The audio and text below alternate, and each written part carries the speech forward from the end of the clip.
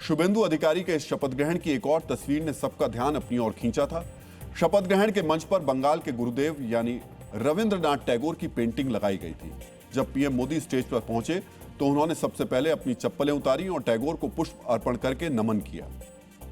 मित्रों, पश्चिम बंगाल में टैगोर सिर्फ कवि या गुरुदेव नहीं है, टैगोर बंगाल की आत्मा है। टैगोर का लेखन आधुनिक बंगाली साहित्य की संस्कृति की नींव है।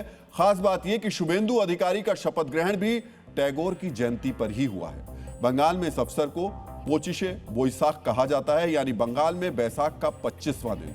मित्रों, टैगोर की लेखनी के अमर शब्द यानी आमार सोनार बांग्ला बीजेपी के चुनावी कैंपेन की धुरी भी रहे थे।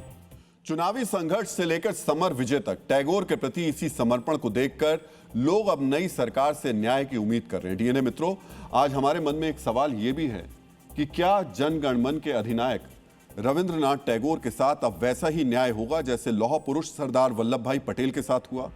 आज देश की जनता, बंगाल और केंद्र की सरकार को हम एक प्रस्ताव भी देना चाहते हैं। क्यों ना स्टैच्यू ऑफ यूनिटी की तरह बंगाल में भी रविंद्रनाथ टैगोर की भव्य प्रतिमा बनाई जाए।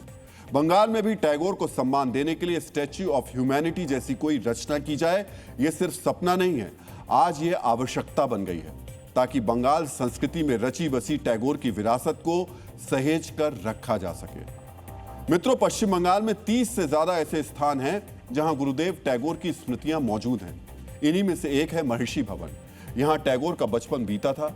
वर्ष 2022 में इस इमारत के एक हिस्से पर अनाधिकृत कब्जा कर लिया गया। यहां टीएमसी के संगठन तृणमूल शिक्षा बंधु समिति का दफ्तर खोल दिया गया था। कोर्ट में सुनवाई के बाद महर्षि भवन को अवैध कब्जे से मुक्त कराया गया। यह महर्षि भवन जोरसांको ठाकुरबाड़ी नाम के परिसर के अंदर स्थित है। इस स्थान का भी टैगोर के जीवन से संबंध है। आज से 4 साल पहले इस परिसर के अंदर ममता और अभिषेक बनर्जी की तस्वीरें लगा दी गई थी। यहां भी अदालत को दखल देना पड़ा, तब कहीं जाकर गुरुदेव की इस विरासत से राजनीतिक रंग हटाया गया था। मित्रों, इसी वजह से यह अवधारणा पैदा हुई है, टैगोर की अनदेखी खत्म की जाए। लौह पुरुष सरदार पटेल की तरह ही गुरुदेव की याद में भी स्टैच्यू ऑफ ह्यूमैनिटी बनाई जाए। टैगोर का लेखन और विचार मानवतावादी रहे थे, इसी वजह से उनकी प्रतिमा से जुड़े अवधारणा को हमने स्टैच्यू ऑफ ह्यूमैनिटी का नाम दिया।